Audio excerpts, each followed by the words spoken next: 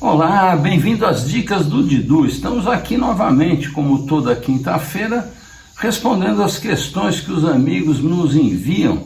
E assim a gente vai aumentando o nosso repertório de conhecimento do vinho, que é infindável, né, gente? Olha, essa semana que passou eu gravei um vídeo, vou até mostrar para vocês. Pessoal, nesses tempos de calor senegalesco, eu vou dar uma dica para você se refrescar, que você vai adorar. Dá uma olhada.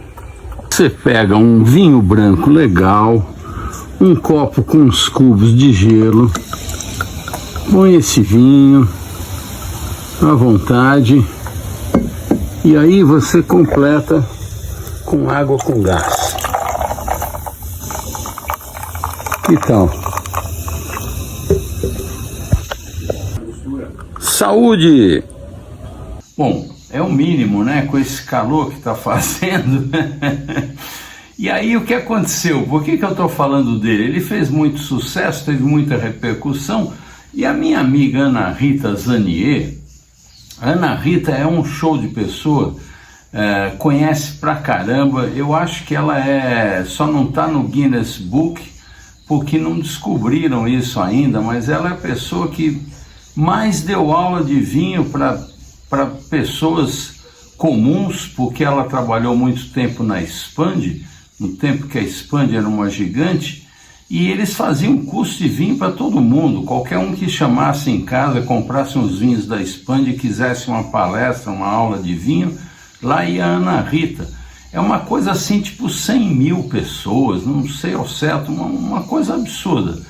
E a Ana Rita é uma querida amiga, a gente dividiu um programa de televisão, uma época juntos, que ela fazia umas indicações com o patrocínio da Expand, obviamente, e a gente ficou muito amigo. E a Ana Rita viu esse vídeo e postou uma coisa que eu achei muito interessante, que eu não sabia. Ela fala assim, sabe, Didu, esse é o verdadeiro Spritz, porque o Aperol e o Prosecco é puro marketing, ele veio depois. A palavra Spritz é onomatopeico. Onomatopeia é quando a palavra imita o som de uma coisa, né? É onomatopeico e imita o barulhinho da água com gás, Spritz. A origem é do Nordeste da Itália. Ó que bacana, a gente está sempre aprendendo, né? Obrigado, Ana Rita, saudade de você. Bom, vamos ver qual é a dica lá na Delacroix com meu amigo Geoffroy? O Geoffroy, esse Lapalus é um cara famosíssimo, né? Até os Beaujolais Village dele são respeitados. É vinho caro ou não? É vinho que está saindo 284 reais a garrafa. Ótimo preço. E mesma coisa, tem um custo-benefício que é excepcional. É um dos produtores mais aclamados na região ia falar da Borgonha, mas do Beaujolais. É verdade. Sul da Borgonha. Exatamente. E uma região belíssima, por sinal. Lindíssimo. Aqui são vinhas velhas que têm entre 70 e 80 anos de idade.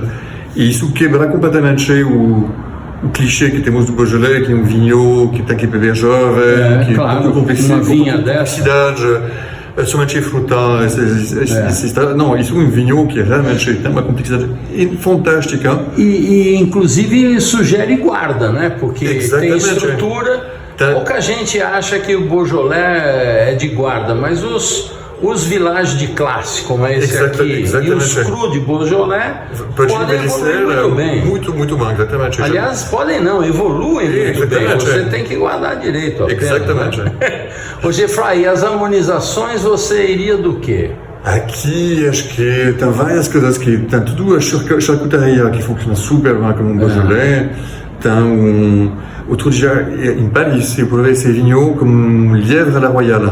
Como é que é isso? E sabe o prato super famoso que está tour d'argent, que é feito com pato, Sei. e você prensa canetão pressé. Faz a mesma coisa, mas como o lebre. Tá. Com a lebre? Lebre, e vai foie gras, vai trufa, é uma coisa espetacular. E isso diretamente como Beaujolais Village mais velho, mais evoluído, que vai começar a ter essa coisa de trufa, e é espetacular. Vai ter um prato desse aqui no bistrô? Vamos explorar toda a gastronomia francesa. Eu vou vir conferir, hein? Olha a dica. Esse quanto tá, então? Tá 274. 274. Merci beaucoup. De Lá só tem coisa boa, gente. É um show. O Geoffroy é campeão. Bom, o Zé Augusto me escreveu pedindo se eu poderia dar dica de vinho com aromas mais rústicos, como couro, tabaco, etc. Esses aromas mais rústicos ele chama, e que fosse até R$200. Bom, Zé Augusto, tem uma notícia ruim para lhe dar. Os vinhos que você gosta são vinhos com evolução. Esses são aromas terciários que a gente chama, que não é propriamente da fruta, mas é do resultado do tempo naquele vinho que ficou guardado. Eu sou grande fã desse tipo de vinho. Muitas vezes as pessoas brincam que quando o vinho tem defeito dá pro Didu porque ele gosta, porque eu adoro toques de Brettanomyces, os aromas animais, cheiro de suor de cavalo, de estábulo, é comigo mesmo, adoro essa rusticidade. Agora eu vou te dar uma dica, Zé Augusto, esse tipo de aroma normalmente você encontra em vinhos de uvas mais intensas, como o Cabernet Sauvignon, Cabernet Franc, com o Taná, com o Syrah. Então você deveria procurar, para ter nessa faixa de preço, você tem que comprar o vinho agora e aguardar uns 10 anos, esse é o jeito, porque senão você vai pagar caro. Bons vinhos que têm condição de evoluir precisam ser bem feitos, ter uma extração boa, ter um bom estágio em madeira ou não, e você vai ter com o tempo esse resultado. Essas uvas mais intensas costumam oferecer isso. Então eu tô sugerindo a você alguns, o Cabernet é mais fácil de encontrar e nós temos ótimos exemplares. Você anote aí, respira, não sei sua idade, eu espero que você tenha condição de guardar 10 anos essas garrafas e depois você me conta. Eu vou estar esperando, vou estar fazendo meus dicas do Didu, se Deus quiser, né? Bom, então anote aí, o Valontano Reserva Cabernet Sauvignon costuma ter o preço de R$129.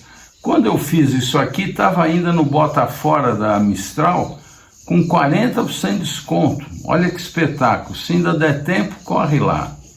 Mas mesmo a 129 é uma grandíssima compra. A Premium Wines, eu indico para você o Taná Reserva do De Luca, que custa R$155, certamente vai lhe dar esse prazer. Esse é 2023. Ou seja, 2033 está aí, já você vai estar com o vinho com esses aromas que você quer.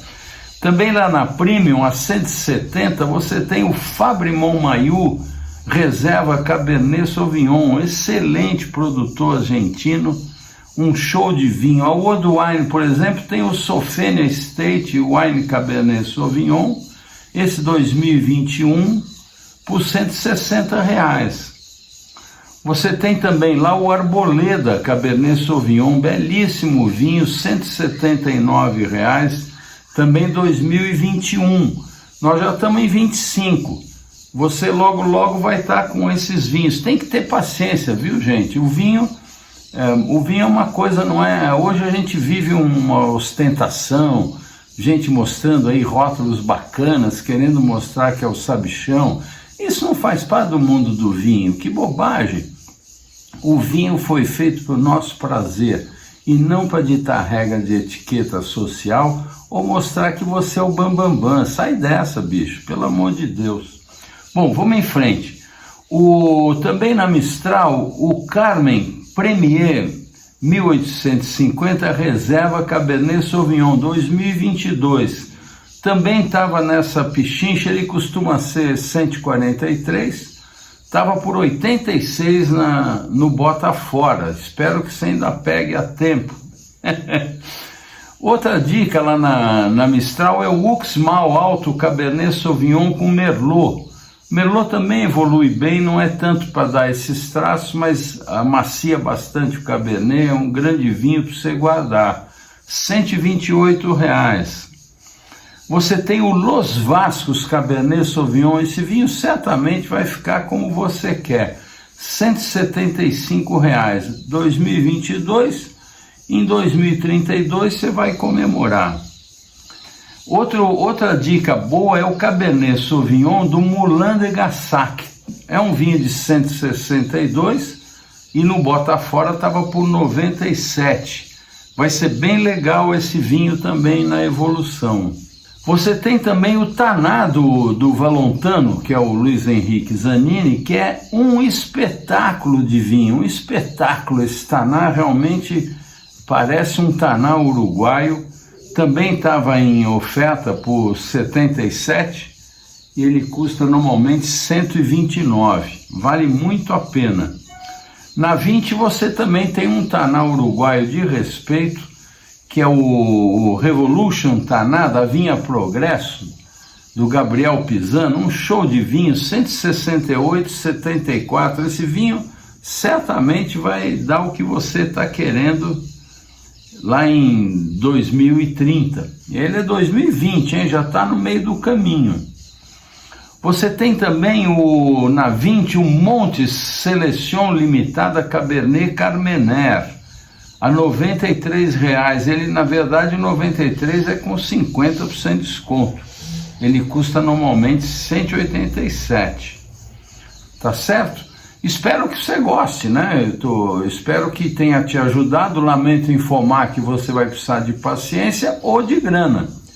Você, para comprar um vinho desses já com 10 anos ou mais, você vai gastar certamente 3 vezes o valor de uma garrafa mais nova.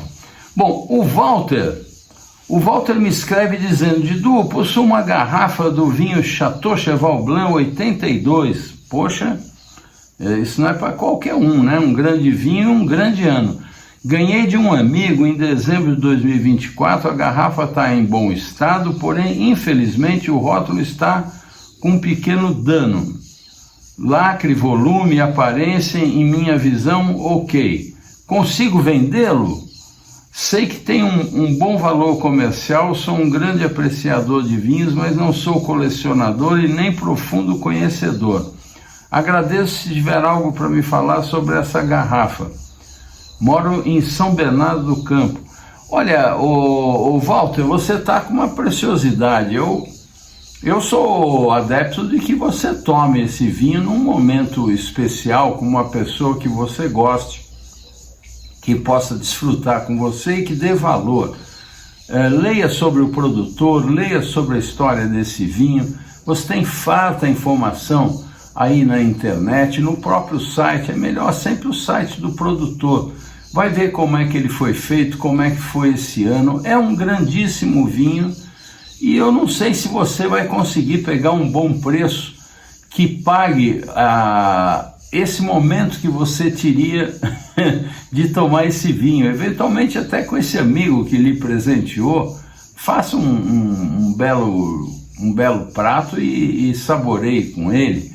Mas se você realmente insiste em vender, que é a sua opção, eu sugiro que você procure a Wine Trader.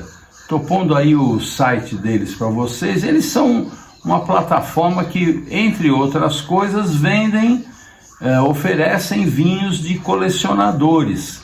Então lá você pode colocar o preço que você acha ou até pedir uma avaliação para eles e eles funcionam como intermediário, ficando com uma comissão.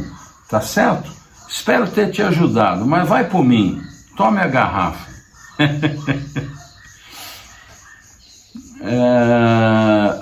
O Pitanga Wine Journey escreveu para mim: Didu, tudo bem? Vi em alguns dos seus vídeos que você visitou a Quinta da Pelada. Você já provou o Quinta da Pelada Barragem? Gostaria de saber suas impressões. Vi no site deles que a produção é bem limitada. Parabéns pelos conteúdos e muito obrigado. Olha, eu infelizmente sou grande amigo do Álvaro Castro, que eu admiro, já estive lá várias vezes, nunca provei o Barragem e, para ser honesto, não sabia da existência dele. Sei que são uvas de uma assemblagem de várias castas do Dão. Ele costuma ter vinhas velhas lá, que como a gente chama, não só a vinha com idade, mas uma vinha mesclada de várias castas, todas autóctonas. Sei que é um vinho bastante importante, complexo, mas não tive esse prazer, não posso te ajudar nisso. Vou até, quando tiver a próxima vez com o Álvaro, pedir para ele abrir uma garrafa. Ele é muito generoso e já tomei preciosidades lá com ele e a sua família, que é uma delícia. Almocei com eles lá, eles são muito generosos. E olha, tomei lá uma vez um Nebbiolo, você acredita? Ele tinha um Nebbiolo lá. O Álvaro é um grande estudioso e foi com ele que no Centro de Estudos de Nelas eu tomei um encruzado de 1973, gente. Isso foi lá nos anos 2010, por aí. E o vinho, nossa, me nocauteou de tão sedutor, tão delicioso que estava essa casta maravilhosa que é encruzado. Então, fico devendo essa avaliação para você, meu amigo. Sinto muito.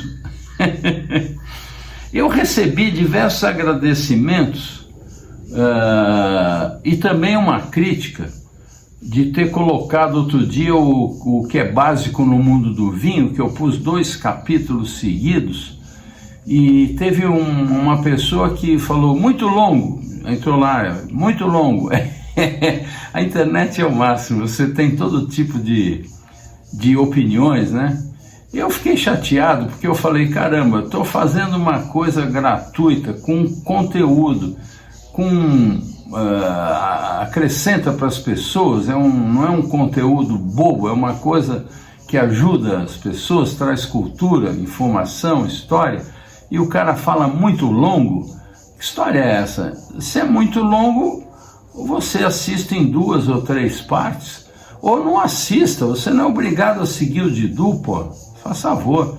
Eu achei que ia agradecer, mas por sorte foi um único comentário nesse sentido, que eu achei grosseiro, e às vezes as pessoas nem sabem se expressar. A gente tem que dar um desconto nisso, porque escrever não é para qualquer um, não.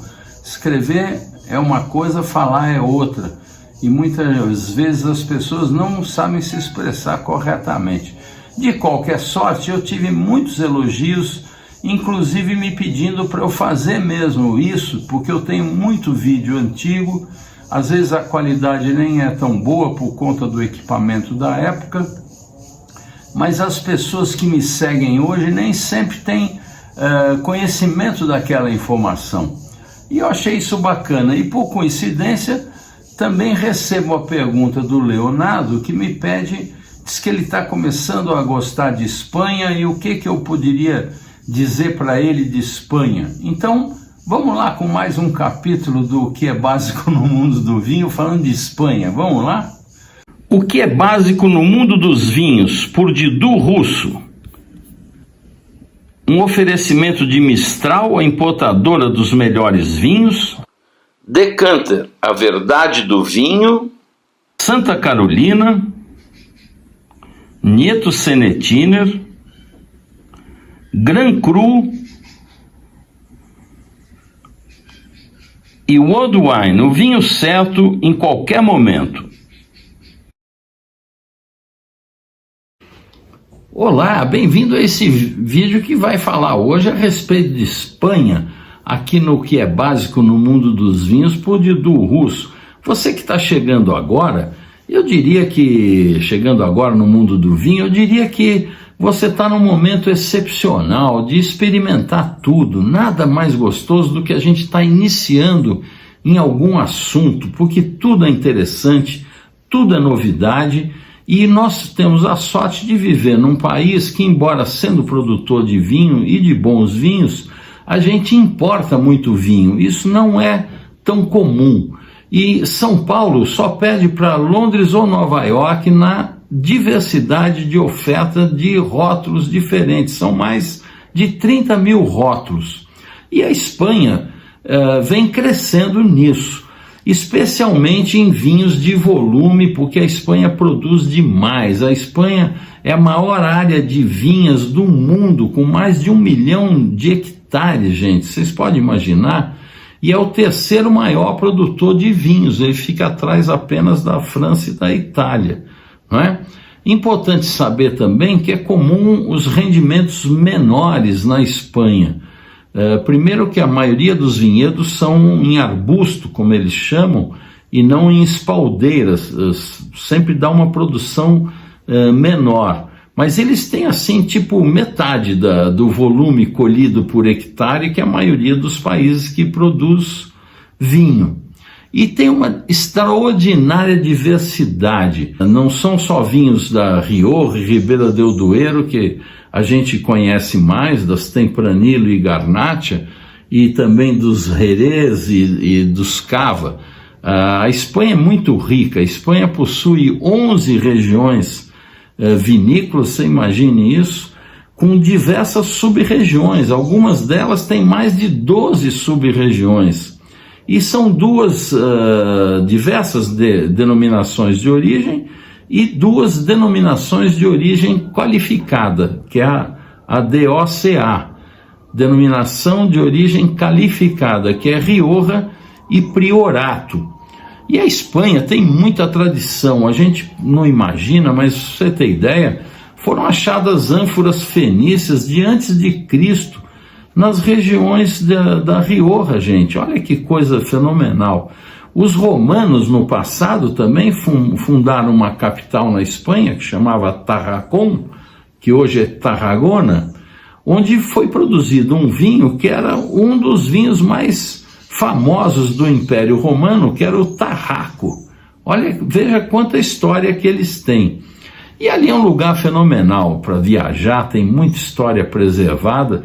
Se você passar na Rioja Alavesa, por exemplo, eu tive essa sorte, você vai visitar a La Guardia, que é uma espécie de um borgo, uma cidadela, inteirinha preservada, toda cercada, que é do ano 1100.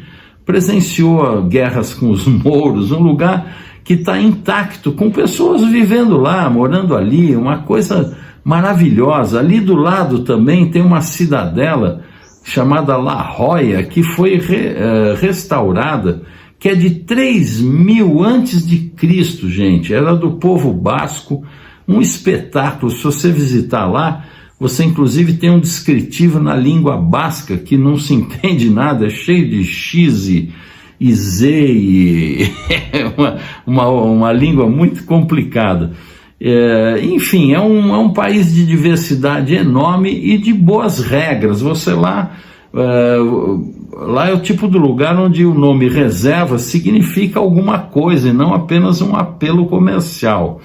Na Espanha, por exemplo, os vinhos jovens, quando você vê vinho jovem, significa que são vinhos do mesmo ano, são vinhos frescos, gostosos e leves. Quando você vê escrito criança é o tempo, significa o tempo de ficar nas criadeiras, que são as barricas. Então um vinho criança, se for tinto, ele por lei, lá pela denominação de origem, ele precisa envelhecer por um período mínimo de 24 meses, sendo de 6 a 12 meses em barris de carvalho e o restante na garrafa. No caso dos brancos e rosés, eles têm que envelhecer por um período mínimo de 18 meses, sendo 6 meses em barris de carvalho e o restante em garrafa. Os reserva, por exemplo, eles devem envelhecer por um período mínimo de 36 meses, sendo 12 meses em barris de carvalho e o restante na garrafa. Isso para os tintos. Os brancos e rosés são um período mínimo de 24 meses, sendo 12 em barris de carvalho e o restante em garrafa. E lá em cima, os Gran Reserva, esse, quando for tinto, tem que envelhecer por um período de 24 meses em barris de carvalho e mais 3 anos em garrafa. Imagine, é um total de 5 anos. Os brancos e rosés devem envelhecer por um período mínimo de 4 anos, sendo 24 meses em barris de carvalho e o restante na garrafa. Isso é o mínimo, porque a maioria dos produtores deixam mais tempo. O Tondônia é um vinho que eu adoro, da Rioja, um tradicionalíssimo. Lá é tudo de madeira e tudo lá fica o dobro, o triplo desse tempo aí. Só vem para o mercado com 10 anos de idade, é uma coisa fenomenal. E a Espanha, embora existam cerca de 600 castas, as mais comuns e representativas são as seguintes: entre as brancas, a Airén, a Palomino, a Macabeu e Pardina. E nas tintas, a Tempranillo, a Garnacha, a Monastrell e Bobal são as mais utilizadas. Há uma diversidade enorme hoje de vinhos espanhóis, gente, desde vinhos simples a vinhos estrelados, passando por uma variedade enorme de excelentes compras. Nós temos vinhos de toda parte, da Rioja, Rioja Alta, Rioja Barra, Rioja Alavesa, Ribeira del Duero, do Priorato, de Navarra, sem falar nos vinhos de Jerez, que são maravilhosos, um capítulo à parte, e os cavas, que são os espumantes deles, que são espumantes extraordinários, tem coisas impecáveis lá.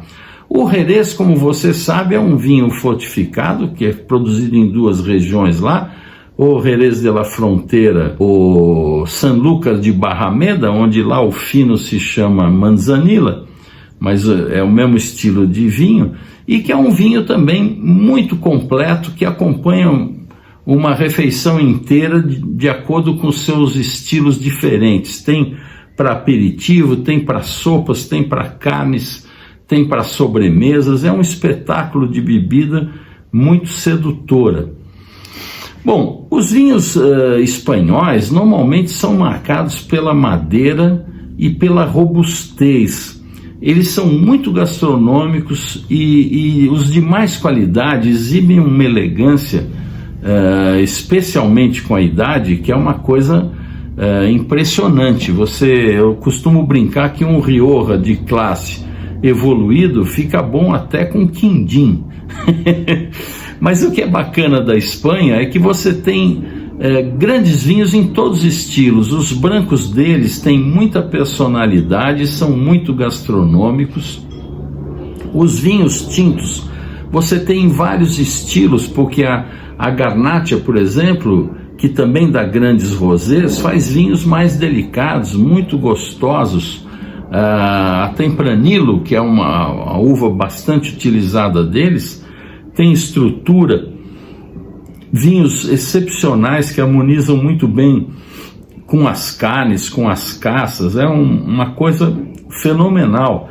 E você tem uma culinária espanhola que é de encher os olhos, né? A gente lá come muito bem, é muito bem recebido, e aqui no Brasil, quando você for comprar vinho espanhol, você então observe essas categorias que existem no rótulo do criança, o reserva e o gran reserva, e você vai poder experimentar e entender os estilos diferentes. Esse caminho do criança reserva e gran reserva é interessante para você perceber o efeito do afinamento em madeira que um vinho passa.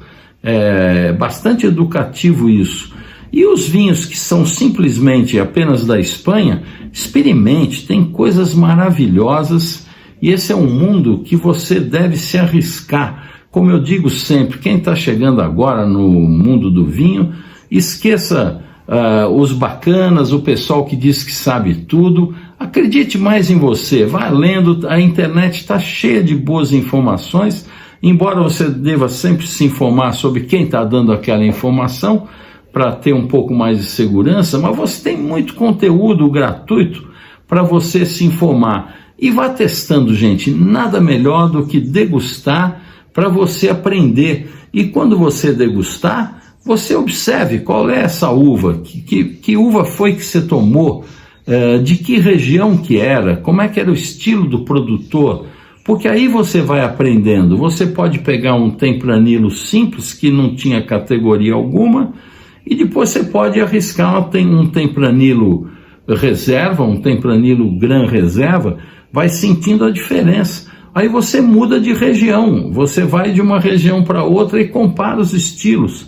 É bacana, faça isso com seus amigos, compre um vinho de cada região numa mesma faixa de preço e depois vocês embaralhem essas garrafas, enumerem e tomem às cegas. Você vai ver que experiência gostosa que vai ser isso e que vai lhe dar grande confiança e você vai crescer muito no conhecimento desses vinhos que são maravilhosos, que é a Espanha, tá certo? Saúde! Não é bacana, gente? É muita informação, dá para fazer um livro só de Espanha, tem muito conteúdo. Isso que vocês viram é apenas um apanhado para um leigo que não sabe exatamente onde está pisando. Bom, para terminar, o Fernando Augusto, que tinha me escrito, ele me escreveu perguntando o que falta para o vinho brasileiro. Eu acabei tomando um pifão, fiz um daqueles post-ubriaco no fim de semana, que eu sugiro que você leia. Entra lá no meu site, didu.com.br, é o último post-ubriaco que eu fiz, tá tudo lá, não vou cansar vocês com isso. Mas ele me pergunta também qual é o problema com a enologia moderna. Fernando Augusto, não tem problema algum com a enologia moderna. A enologia moderna, ao contrário, ela está salvando muita uva e salvando muito vinho de volume, que você sabe, para fazer vinho de volume você precisa da enologia. Existem dois mundos bastante distintos, um mundo do vinheron, do cara artesanal, e o mundo do vinho de volume. Você não pode fazer 1 milhão de garrafas de forma artesanal, lamentavelmente isso não é possível. Então, hoje não tem nada de errado não com a enologia moderna. O que acontece é que é um mundo de correções, é um mundo fora do natural, porque o vinho é uma coisa simples, o vinho é uma coisa absolutamente natural. Você espreme as uvas, usando os engaços ou não, depende de como você quiser, e as próprias leveduras que vão transformar o açúcar em álcool estão ali e fazem o serviço.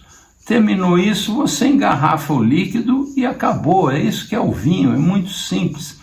Só que para fazer isso você tem que ter um vinhedo limpo, bem cuidado, bem feito, sem veneno, sem produto químico. Essa que é a coisa. Quem faz vinho de volume necessariamente precisa ter um ambiente limpo, quase asséptico. Ele mata a vida que viria lá de fora e depois acrescenta tudo o que precisa. São verdadeiros magos e que estão salvando muito o vinho. Eu tenho um amigo, um grande amigo, que eu admiro demais, considero talvez o melhor enólogo. Difícil falar isso, mas eu acho que falo sem preocupação, sem culpa de ofender tantos outros enólogos amigos. É o Alejandro Cardoso, um uruguaio que virou brasileiro, que é lá da EBV, que o cara é um maestro. O que ele entende, o que ele sabe e o que ele já salvou de uva é um absurdo, porque a gente não sabe nada. As leveduras selecionadas, que são acrescidas, tem vários estilos. Ele, por exemplo, é o enólogo desse vinho Sabina, que já cansou de ganhar prêmios, e eu acompanhei lá o trabalho dele. Teve um ano que ele dividiu em 5 fermentações diferentes, cada uma com um tipo de levedura que iria realçar uma determinada característica da Syrah. Olha que espetáculo isso. Uma delas, inclusive, era de fermentação espontânea, que ia dar o que o vinhedo lhe daria. Só que ele foi atrás de um vinho perfeito, e o enólogo tem essa condição. Depois ele mesclou, nós tivemos a oportunidade de provar as cinco fermentações em separado, e depois o vinho finalizado com a assemblagem das 5 diferentes fermentações. É um mundo muito vasto, porque não só a escolha da levedura exige um conhecimento muito grande, como os nutrientes que são acrescentados também para essas leveduras, porque cada levedura pode se manifestar, pode fazer aquele vinho se manifestar diferentemente de acordo com os diferentes tipos de nutrientes. Olha só a sofisticação disso. O último contato que eu tive com o Alejandro, ele me contou uma coisa que eu fiquei surpreso. Tem agora uma levedura que, quando você tem uma uva super maturada, que daria muito álcool, ela transforma aquele álcool em acidez, e não aquele açúcar em álcool, ele transforma aquele açúcar em acidez. Imagina, ele salvou, eu provei esse vinho lá, ele salvou um vinho que iria dar 18 de álcool, estava sobre maduro, muito açúcar, ia ser uma coisa proibitiva. E o cara consertou. Então não tem nada de errado não, são apenas mundos diferentes, tá certo? Bom, o que eu tinha para vocês hoje era isso, espero que tenham gostado. Semana que vem estou de volta. Beba com moderação, é uma taça por refeição.